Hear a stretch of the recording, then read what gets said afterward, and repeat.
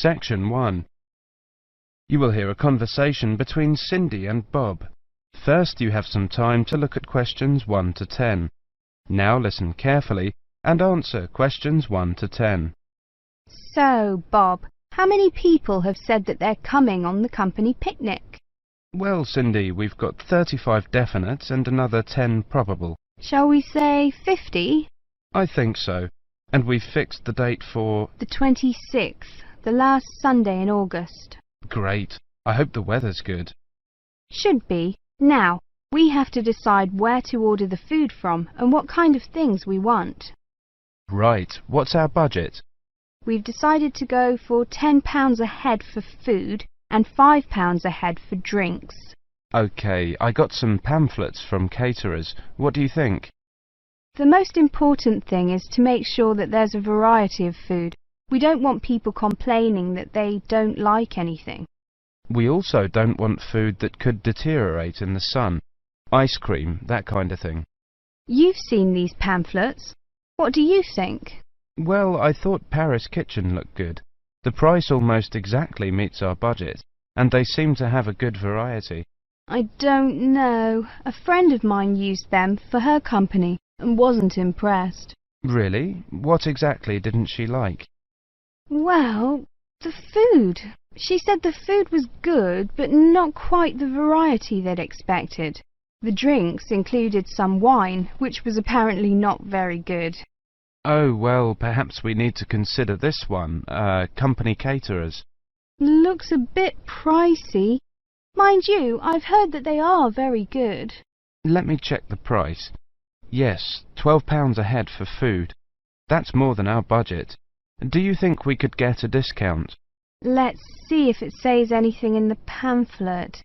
Yes, they do offer a discount for groups of more than 30. 10%. Does that help us? 10% off £12. It's still more than we budgeted for. Hey, look at this one. Celebrations. It's a new company. I asked a few people about them, but no one has any ideas. Well, let's see. £9 a head for food and £5 a head for drinks. That's fine. What kind of food do they have? It says here that they just provide cold meals for picnics. Well, that's okay. And they include vegetarian dishes. We do have some vegetarians to take into consideration. Well, it looks good to me. The only problem is their lack of experience. I mean, it's a bit of a risk, isn't it? Yes, if the food's no good, we'll look incompetent. Ah, look here. It says that we can visit their premises and try some of the dishes they offer. You mean we might get a free lunch? Shall we call them and arrange to go and see them? OK, which day? How about tomorrow? No, we've got that meeting. The day after tomorrow, Thursday. Good. Time? 11. Good. Right. What's their phone number? 28653479. We also need to ask them whether they can deliver straight to the picnic site, don't we? Yes, I don't think that'll be a problem though. I mean, it's on the outskirts of the city, but it's not too far away. Does the price include delivery? It doesn't say, but the other companies include it, so they should. If they don't, our budget still allows us to pay a small fee. That is the end of section 1. You now have half a minute to check your answers.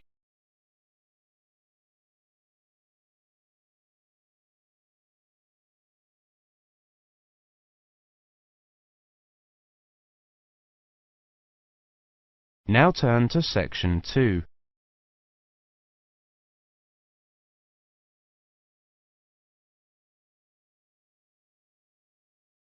Section 2. You will hear a presentation on advice on legal matters. First, you have some time to look at questions 11 to 20.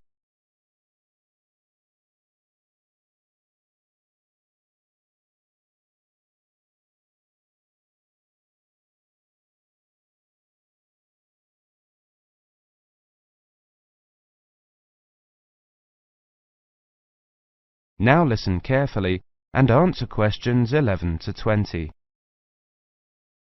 Good afternoon, everybody. My name is Sally Miller, and I'm here to offer you some advice on legal matters whilst you are studying at this university. Happily, most international students complete their courses without running into any serious legal problems.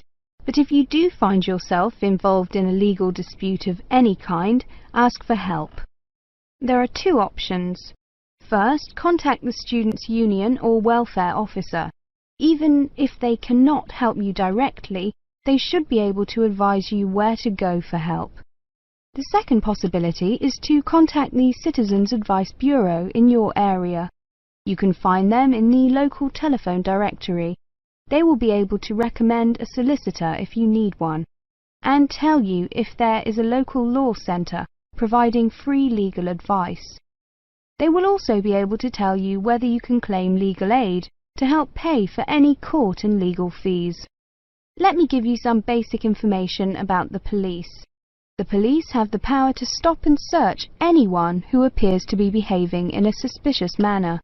If you are arrested for any reason, even if you know it to be a wrong reason, remember a few very important things. 1. Don't be aggressive. 2. Do not try to bribe the police officer. 3. If you are arrested by plainclothes police officers, ask to see some form of identification. 4. Give your true name and address if the officer asks you to. Lying to the police is a criminal offence. 5. Do not sign any statement until you have received advice from a solicitor. There is always a solicitor on duty at every police station. 6. You will be entitled to make one telephone call. If you use this call to telephone a friend, urge your friend to contact someone from your university or from the students' union and get advice about what you should do next. If you find yourself in trouble with the police, it is very important to get professional advice. Contact any of the following: your university welfare officer, the students' union at your university, your local Citizens Advice Bureau, a local law centre.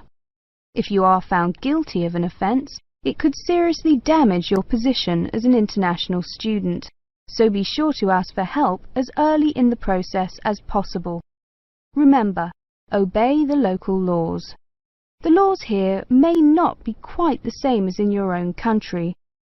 Here are a few examples of actions that are illegal here. It is against the law to possess offensive weapons.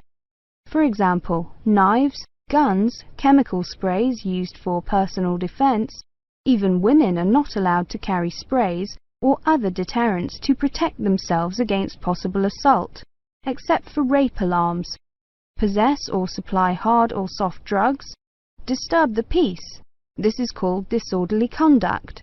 This means that you can be arrested for being too noisy or rowdy. A few words about drinking.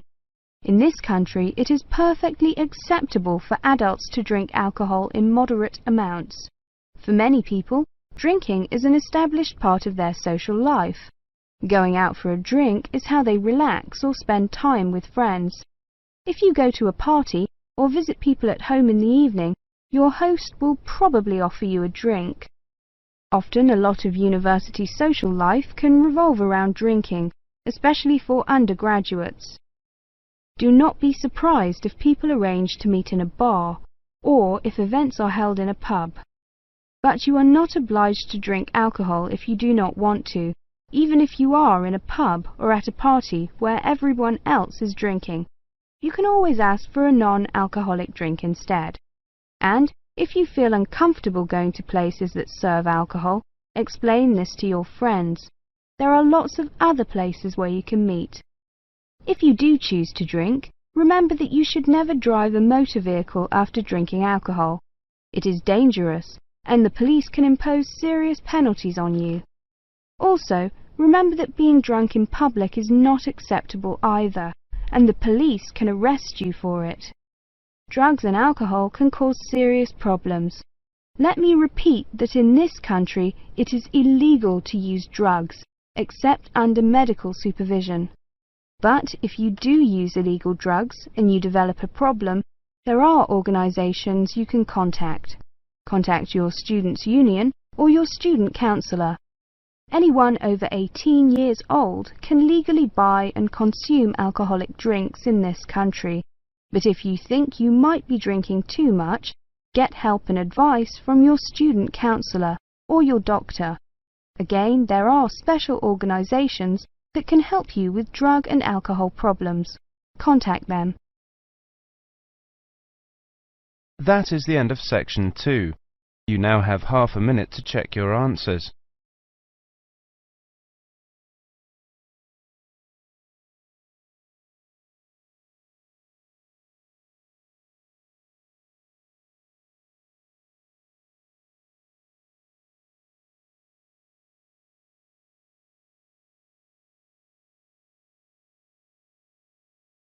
Now turn to section 3. Section 3. You will hear a conversation between Carlos, Melissa, David and Simona. First, you have some time to look at questions 21 to 30.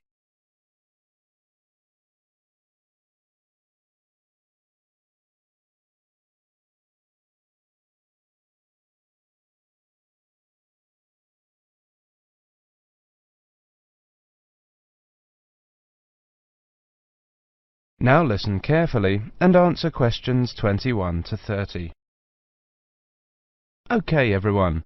Let's look at what presentation tips we come up with for our next seminar, Melissa. Okay, here's my first tip. Show up early. Some experienced presenters say that something good is bound to happen. I'm not sure about that, but... Well, you may have a chance to head off some technical problem.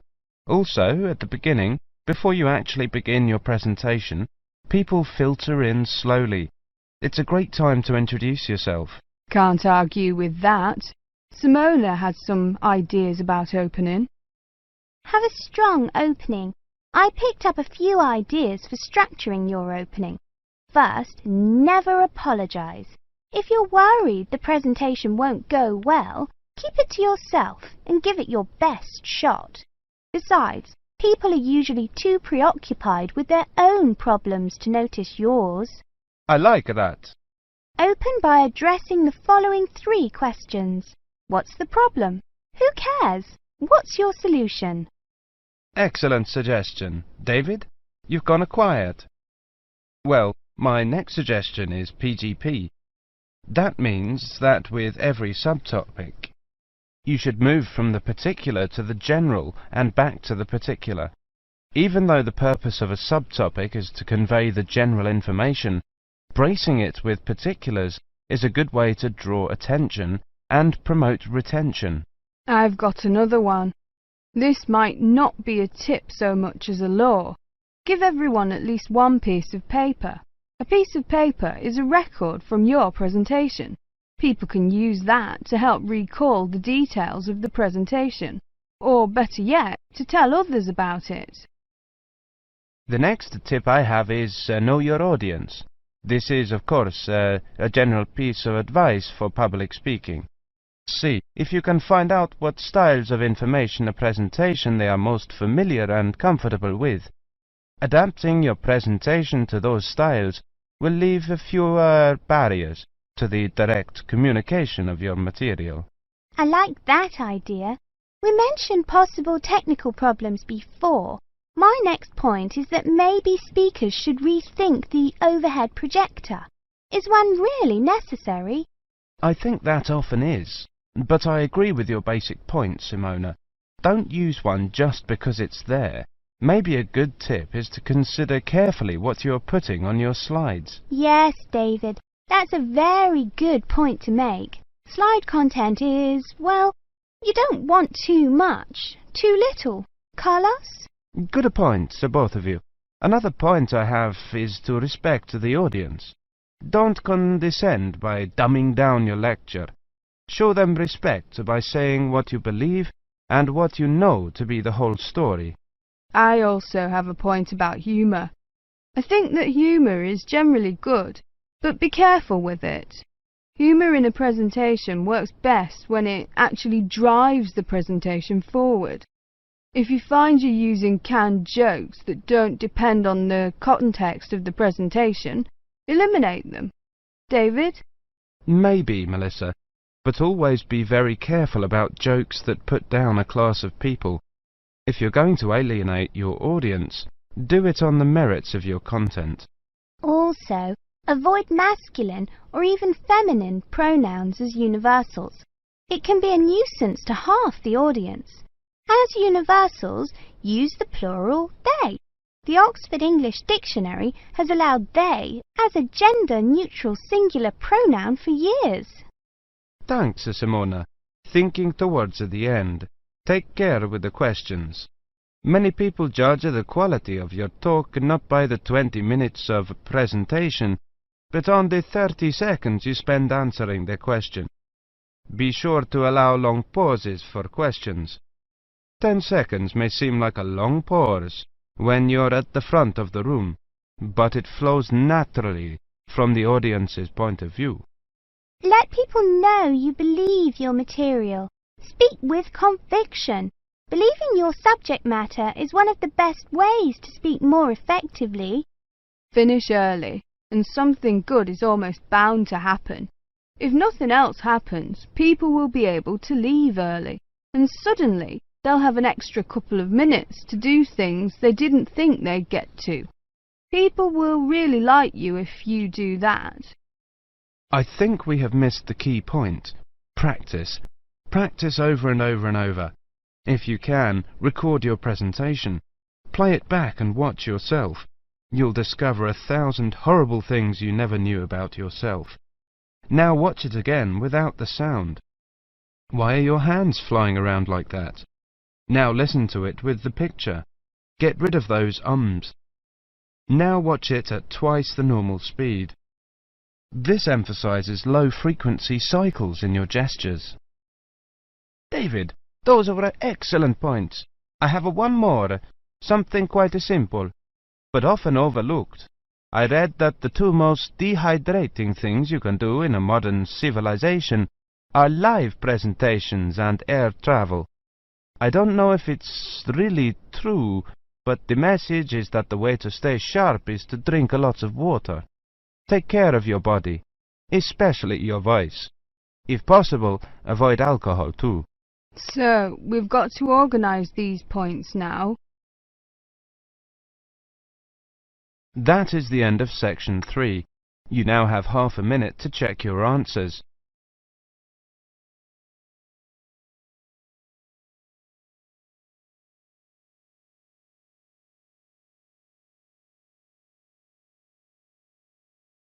Now turn to section 4.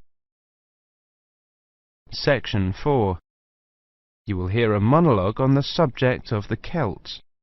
First, you have some time to look at questions 31 to 40.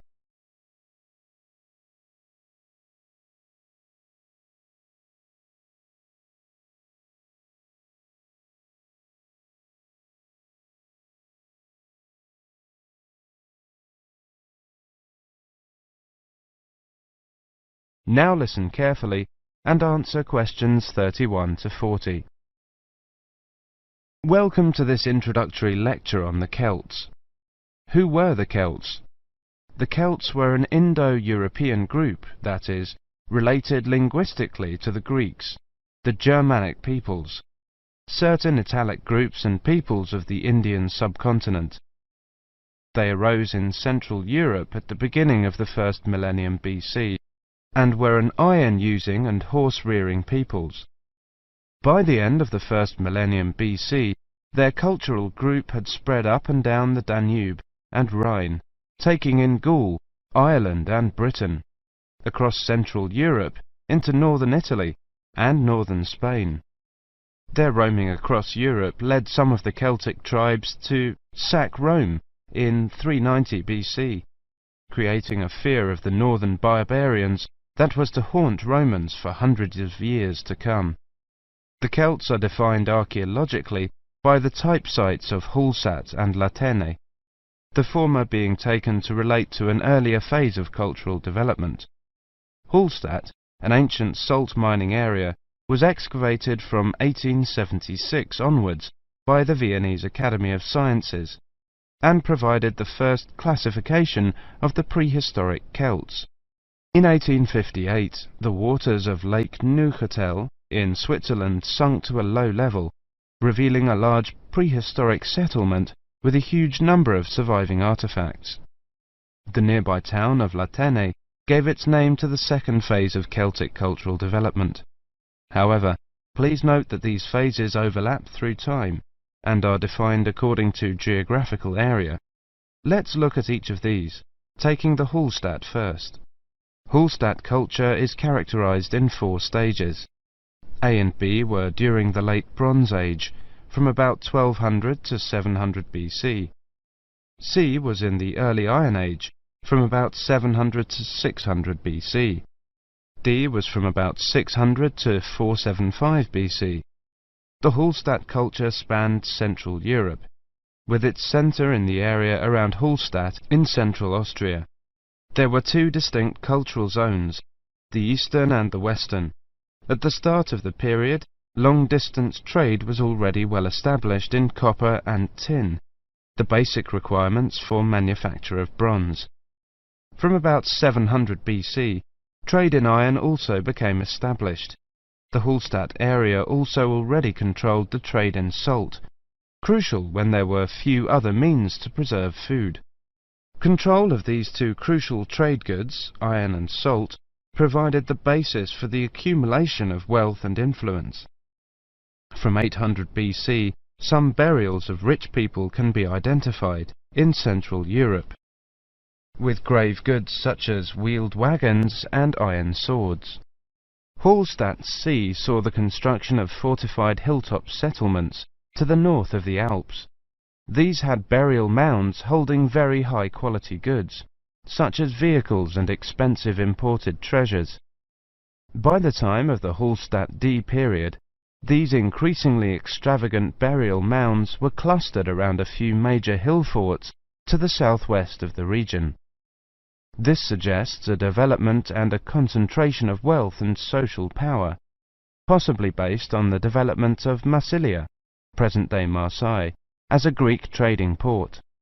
The expansion of luxury trade brought greater opportunities for profit and helped to create an increasingly stratified society, with the development of a wealthy nobility. Over the period from 1846 to 1863, 1,000 graves were found at Hallstatt, with an astonishing range of artifacts, including clothing and salt mining equipment, as well as weapons, jewellery, pottery, and imported bronze vessels in the chieftains' graves. The Latene era was the time of Celtic expansion and migration, and the time of formation of the myths. The Latene culture is named after the site in Switzerland where it was first discovered. The Latene people were those known to the Romans as Gauls, originally found in an area from eastern France to Bohemia. The Latene culture spread rapidly from about 400 BC.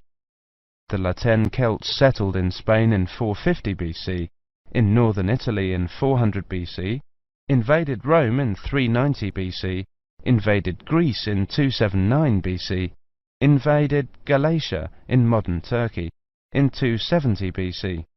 By 200 BC, they occupied the lands that are now Britain, the Netherlands, Brittany, Belgium, Germany and Switzerland. There is much debate over how much of the expansion into Britain was achieved through invasion and settlement, and how much was the expression of cultural transfer that accompanied trade and reflected the commonality of kinship and language of many tribes. There is little evidence for actual migration of Latene people into Britain. Nevertheless, it does appear that the Latene culture was more militarily focused than the Hallstatt one. The Latene graves across Europe hold iron weapons, swords and spearheads, and wooden shields, as well as everyday items such as razors, yokes, cauldrons and jewellery. That is the end of section 4. You now have half a minute to check your answers.